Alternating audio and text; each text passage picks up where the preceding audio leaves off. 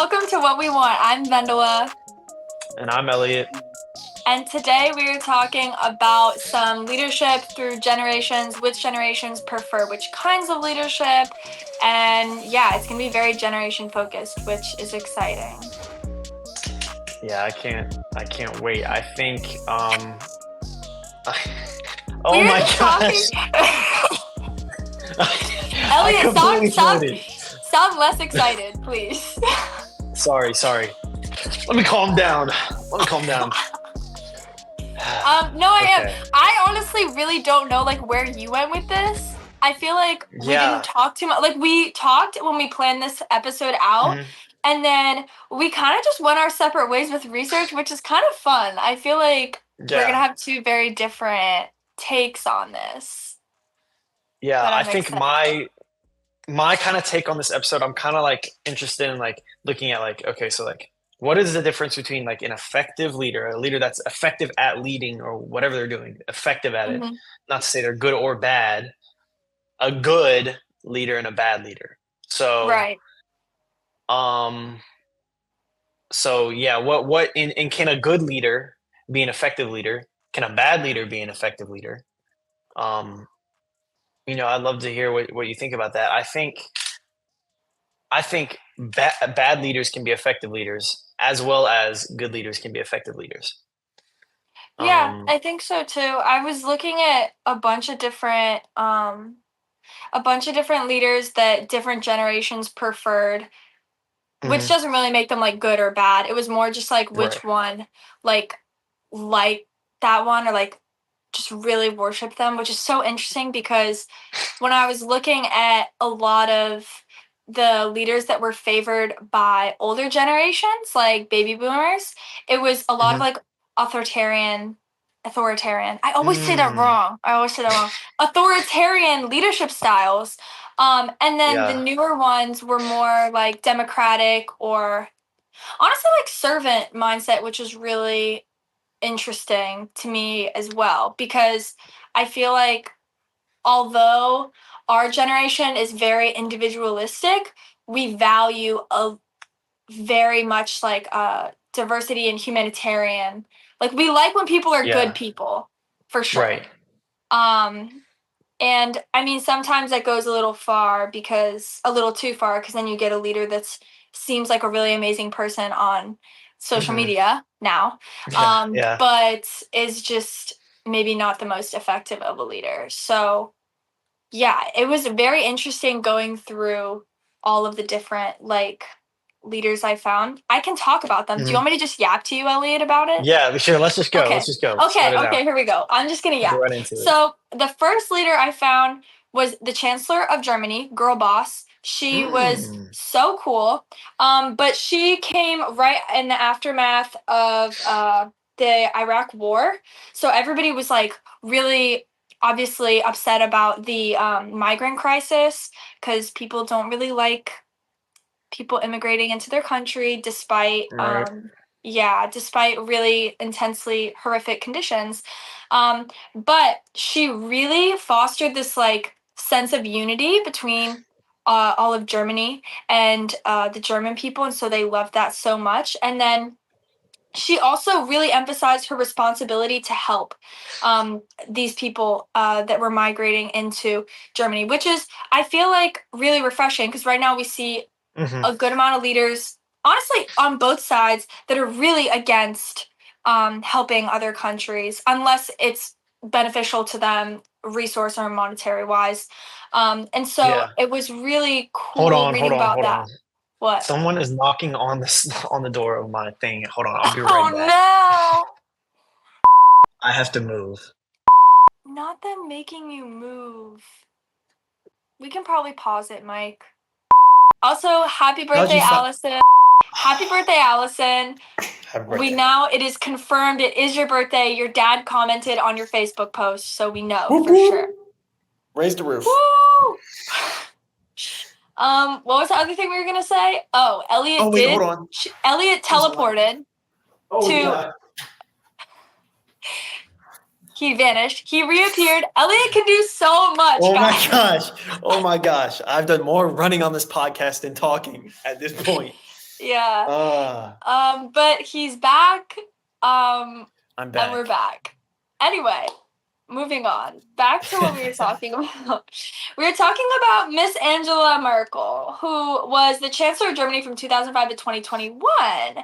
And Gen X and millennials really liked her because she was super humanitarian and she actually wanted to help immigrants, which is not very typical of people in politics now, I feel like, whether or not Yeah. you're Democratic, Republican, whatever.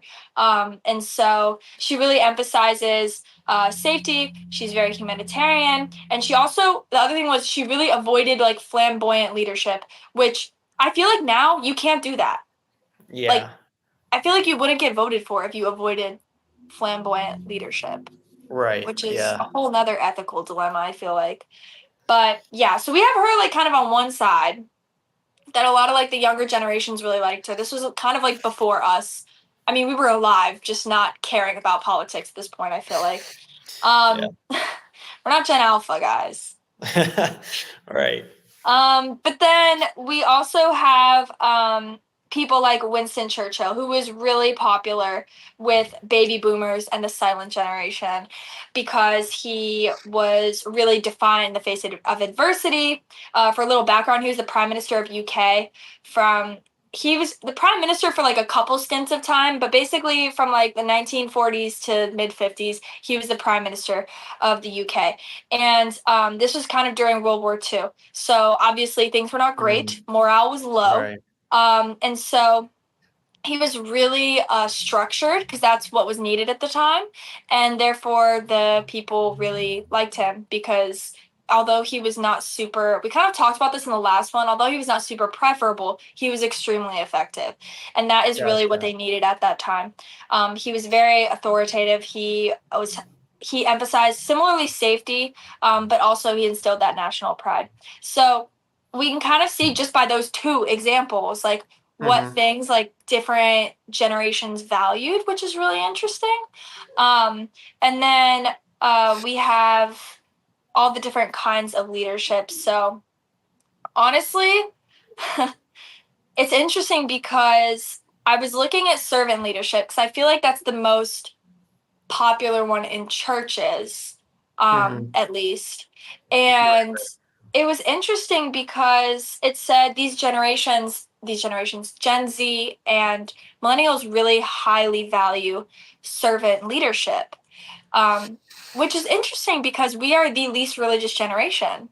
And so I think because and I was looking into that too, but it's kind of obvious why. It's just we really highly value diversity and inclusivity and individualism, and those typically tend to clash with religions that really focus on the collective like saving of like a person, I guess, and like a community, and that's not super what we are valuing. So it makes sense, but it's interesting that like difference because it's like we really like servant leadership, but we're not very religious. So I don't know. I thought that was interesting, but then I feel like not only is it because I don't feel like this is why. Not only is it because we value those things like humanitarian causes, climate change, all that stuff, which typically religion doesn't totally align with. Baby boomers and older generations went through these world wars where there's this sense of like moral dilemma. Like if your country just like bombed another country, like who are you? What are you gonna do? Like, and also this sense of chaos. So afterward, the nuclear family was like super highly pushed, which nuclear family and Christianity ties hand in hand. Not just that, but any sort of major religion, because people are really focused on that moral dilemma. And so that's sort of why these older generations are very religious. But yeah, that's kind of what I was looking into. And I have more, but like, I really want to hear your thoughts on that because also just like, I don't know, like what you think about how how like leadership, especially church leadership, can sort of balance the fact that we do like servant leadership and we do like these more inclusive leadership styles, but we don't like, sometimes it's just the idea of religion and it's all the stuff that comes with it, because like you and I know, there's plenty of ways that you can be religious and also still be very inclusive, because Right. Yeah. religion is just that. It's including everybody. It's good for everybody. It's finding your own peace. And I think that, typically it's not represented that way. So I don't know what you think about that balance and how, even if that can even be done. I don't know. Yeah. I think servant leadership, like the fact that you said about how that's kind of what we as a generation value, but it's also we're the least religious generation. That's really interesting to me because I didn't know that. But like thinking of it, like, what if we want a servant leader? But like immediately when you said that, what I thought about is, well, do I act like a servant leader sometimes? Which is like I want a servant leader, but I don't act like that sometimes. And I'm sure, everyone else doesn't, which it's like begs the question of, are we just hoping, someone else, are we just hoping someone else has the quality to fix everyone, or, are we trying all together? That idea of fixing too. Like, I feel like we're so focused. I mean, everybody's focused on fixing, but like, I feel like we're just really like, yeah. I mean, even like the Republican slogan is about fixing America, make America great again. And then I feel like everybody's dissatisfied, no matter who you are, which is pretty consistent with most of history. But I think with social media, it's made it feel so much. Yeah, I was going to say this exact same thing. Social media has like expounded, made everything much bigger and louder these days. And what's crazy is I feel like we've talked about this in another episode, but I feel like social media can like push you down in your own agenda so much, like so that you only see certain things. And it's just kind of like you stay in that one little bubble. How do you think that contributes to how secular our religion or our generation is? I definitely think social media is all about like sharing your life and your lifestyle, right? And I think a lot of younger people probably have, even if you don't want to admit it, role models, people that we do look up to. And I feel like probably a lot of those people, at least when I was younger, like a lot of the people that I looked up to, they weren't Christians per se. They were successful people. There's also successful people who were Christian. I'm not saying Christians can't be successful. Whoa, Elliot. I'm not saying that. But yeah, I think it has to do with like our role models growing up. I feel like that's what it was for me, and like seeing them on social media and like seeing how, if you were to take a snapshot of social media back in 2015, compared it to now, that's pretty, like, just thinking about it is crazy to me, because it's like so much has changed and so much has become like accepted now in our society. It's like kind of crazy. Like I remember when I was, of course I was way younger. Okay. So that might be possible that, wait, younger than me? What do you mean? You said way younger, like younger than me? No, I'm saying in 2015. Oh, that's true. I was like, Elliot, No. But yeah, back in 2015, like thinking about the stuff that I was watching, it was like cartoons, and you'd have cartoons. You'd watch normal TV, like whatever's on TV. Like there's not really streaming services that much. And you go get a Redbox movie, like rent a physical copy of a movie. Did you ever go to Blockbuster? Oh yes, that was early on, but yes, I remember, and that was crazy. But like nowadays, everything's so easily accessible. Like you don't need to go anywhere to do anything. But yeah, I definitely think social media has had an impact on not only how we get to view leaders today, but like also how our perceptions of leaders can waver and change. But also like if we stay in our own agenda, thinking about the same things. I think it's important to, with all of that being said, I think it is important to go out of your comfort zone with some things in your life, because so many people have gotten to the point where like, and this is me included, like I notice this like every day. You can start getting like in a bubble, like I was talking about earlier, and just get stuck in that. So I think it's important to get out of your comfort zone. Yeah.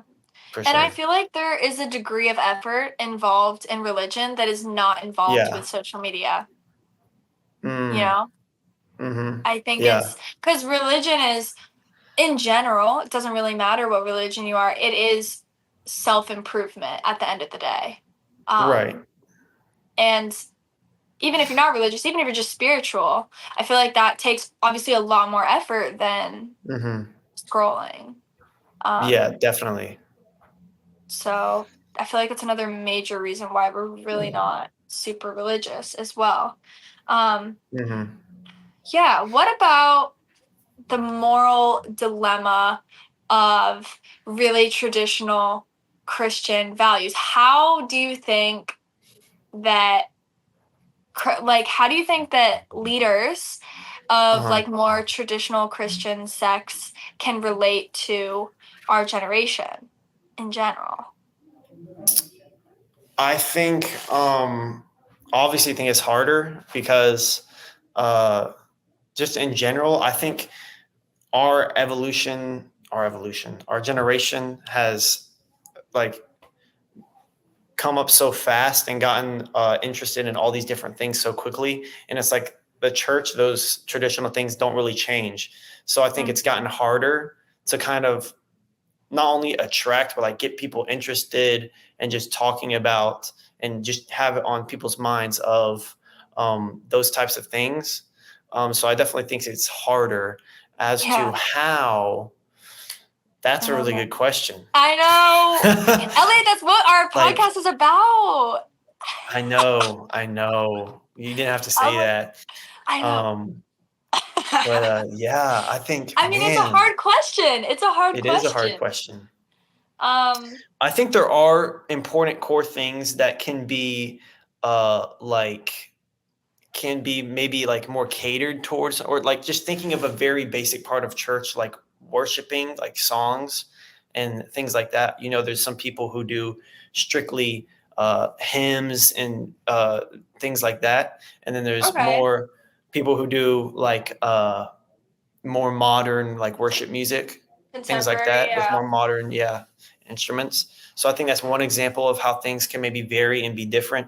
And those two different services can happen in the same denomination. So it's not like, Yeah. those things vary by belief. I think, I mean, it can, yes, but I don't think that it only does. Yeah. So, Okay, so we have contemporary music. What else do we have? I feel like communion can be daunting sometimes. mhm. For people that are not religious. Especially in really big churches as well, with Yeah. like the pass out like wafer thing. You've Yeah. ever had to do those?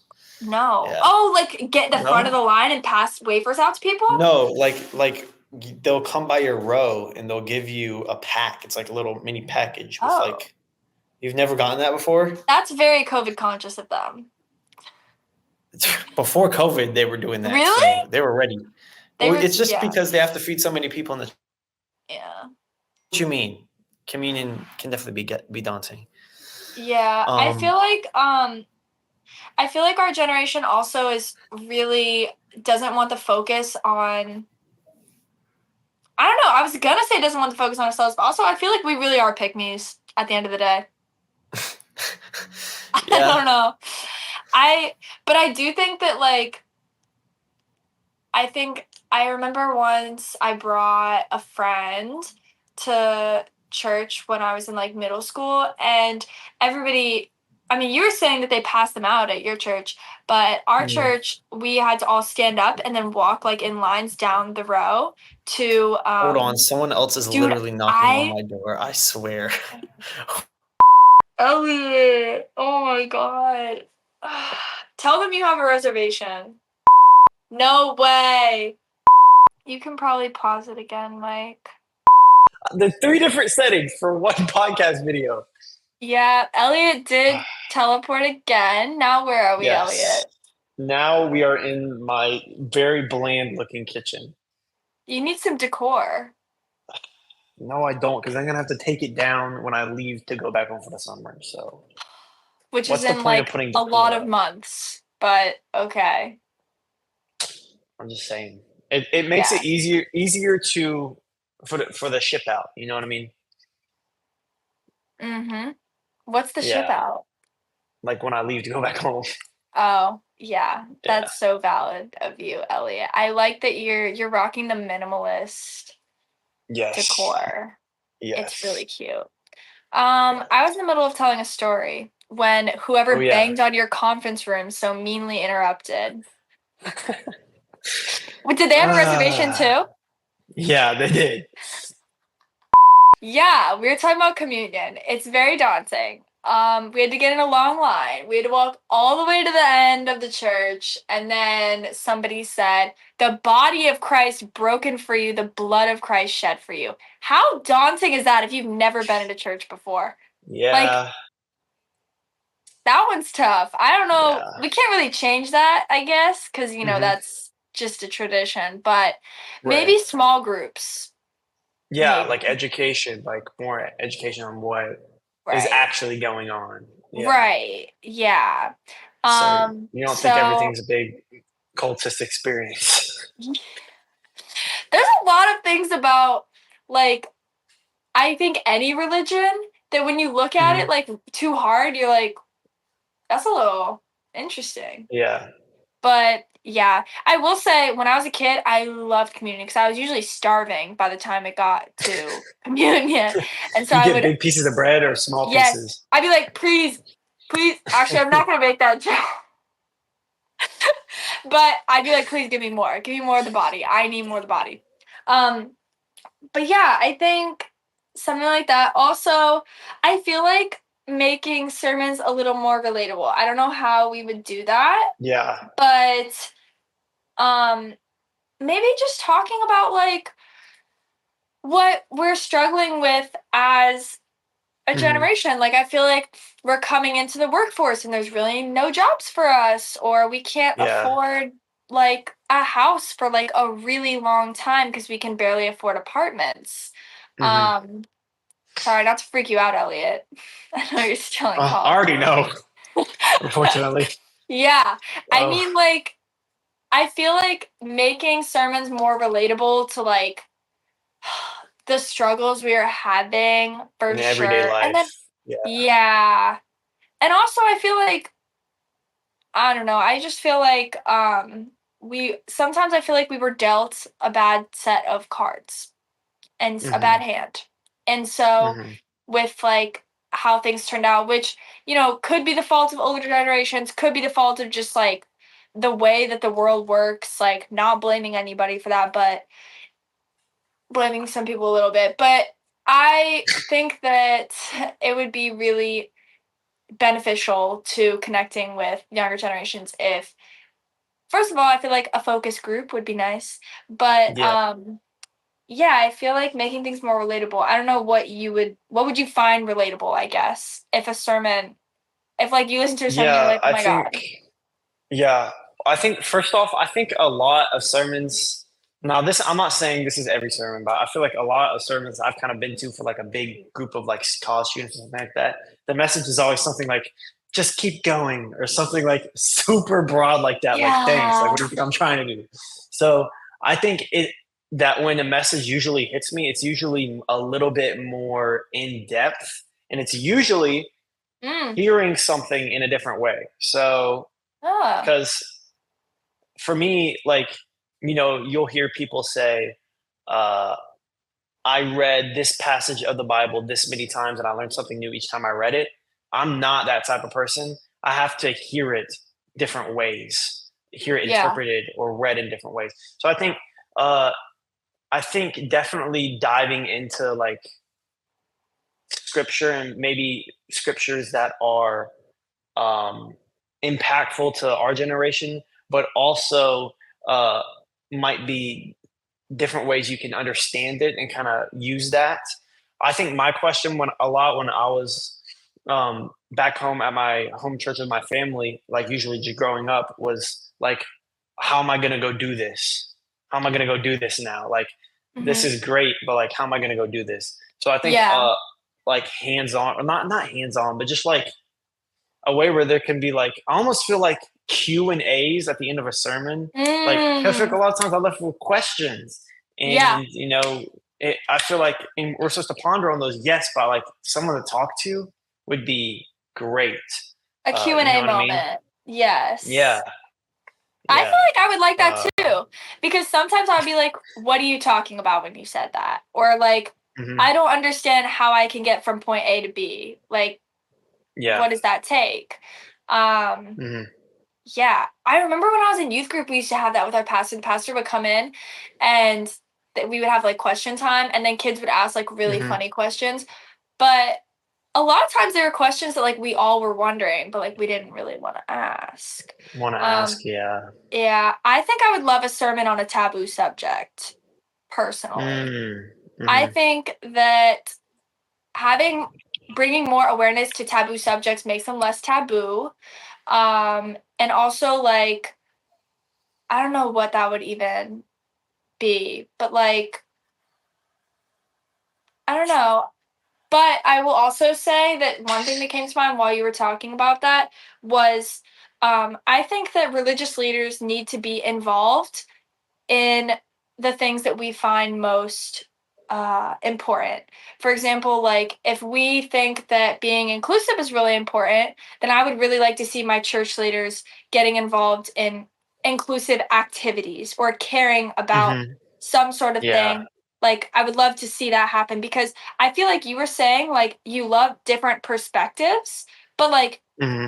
how are you going to ever like want to care about that perspective if you don't care about the person that's telling you it, like, you know? Right. Right. So I feel like I would love to see church leaders getting involved in efforts to create equality for women, for the workforce, like diversity, equity, inclusion Hmm. initiatives, even like having hosting like DEIB trainings in church facilities. I feel like that is such a Christian like core value, is like viewing everybody as all loved, all equal under the eyes of God. So Right. like why are we not Yeah.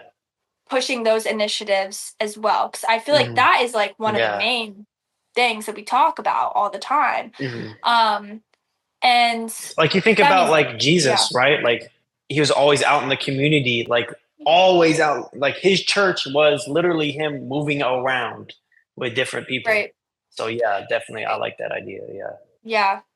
I also think it'd be cool to bring in like I would love I know I think some churches do this, but and I get that the pastor, I don't know how pastors get paid, or like religious people, like if it's not per service, you get salary for sure. So I feel Yeah. like Yeah. I they could imagine. afford this, but I feel like it'd be fun to bring in like a keynote speaker for like a sermon, or Mm. like somebody that's like really like somebody that's highly respected, like cuz I feel like not Right. all pastors have the experience to be able to talk about certain things that we care about, you know? Uh huh. Um, That's another thing you just reminded me of, though. Sorry to what? interrupt. No, go, Sorry. go, go. But this is something that you just did remind me of. So we're talking about earlier about like how can we make like church service like more interesting, more tailored to our generation. Like when I think of like different keynote speakers that I've gone and seen talk about different just life topics, it has actually like some of them has actually like hit hard and been like, yeah, that's interesting to think about. What if we were to put a twist on those things that cause our generation to think about, like the things that we think about, into a more Christian perspective? You know what I mean? Something like that. I'm sure that would pique people's interest because there's so many different Yeah. like motivational speeches or things like Yeah. that are like you really like you can, and the speaker is very good as well. Like it's not something everyone can do, but Yeah. you know what I mean? Some way to reach you. I'm just thinking like that's definitely a way that I have been reached in the past. So, Yeah.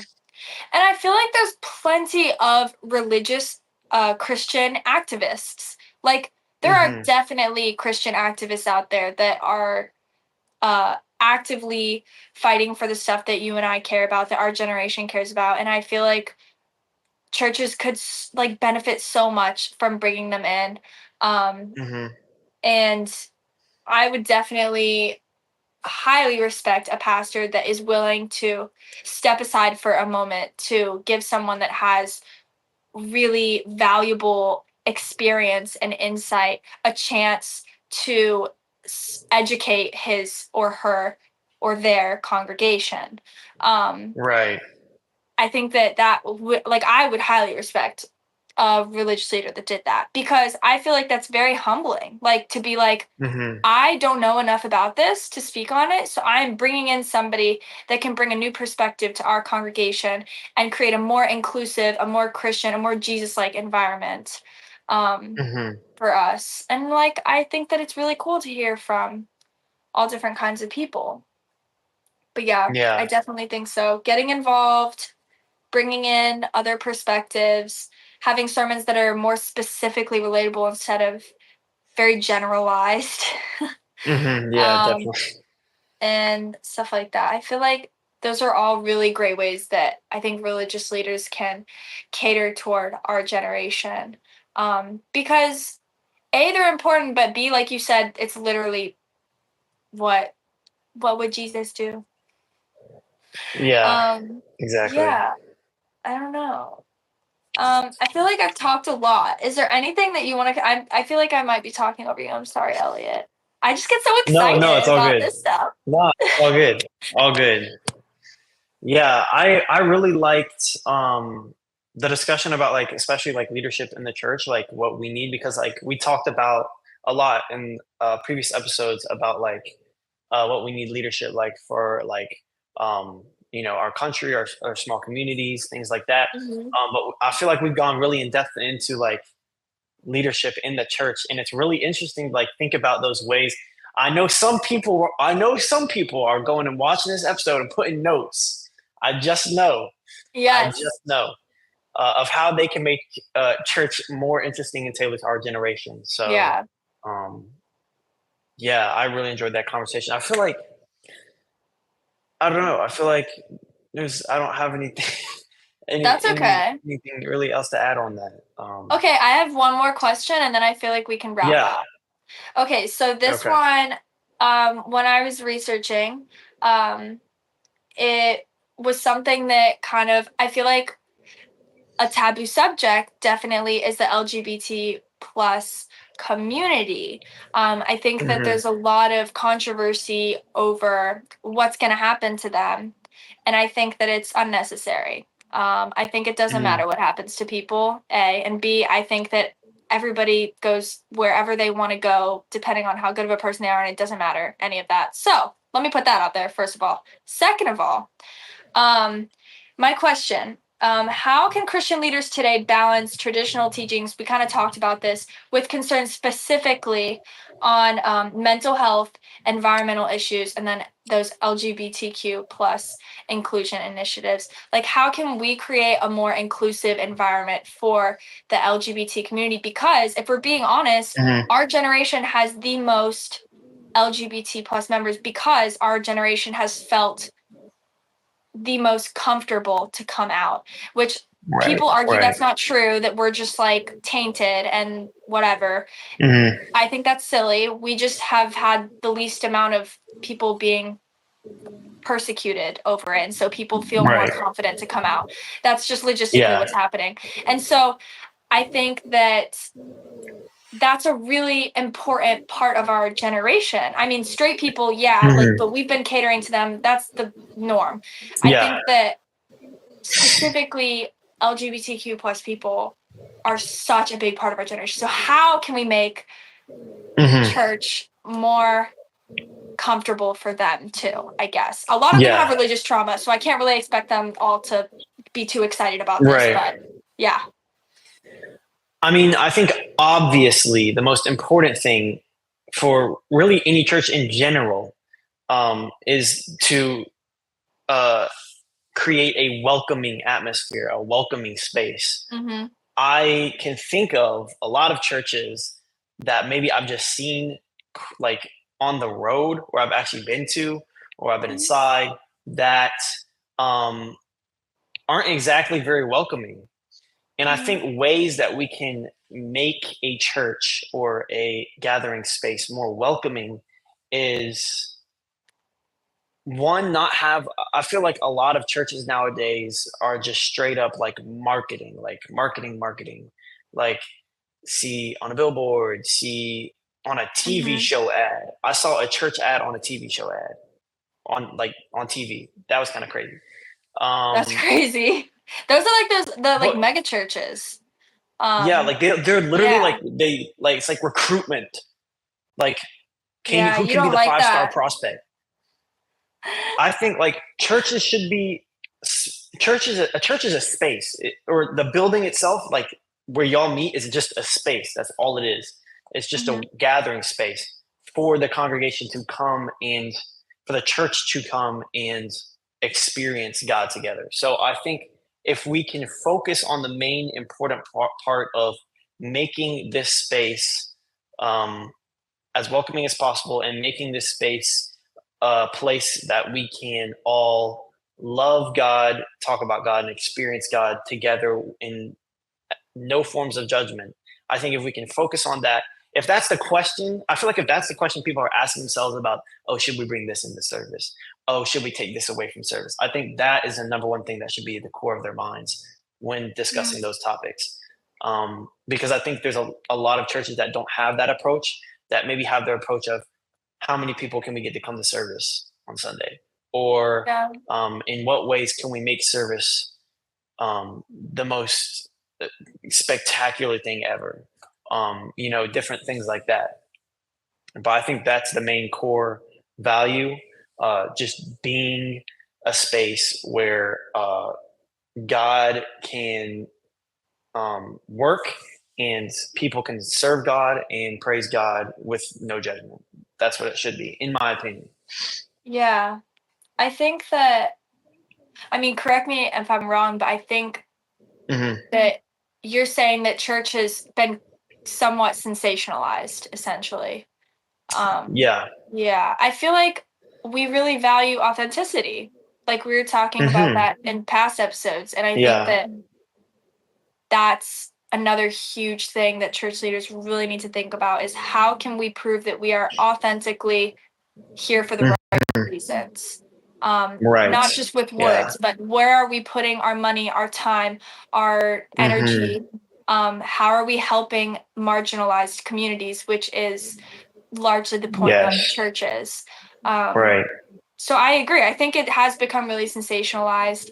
And you know what? Different churches work for different people.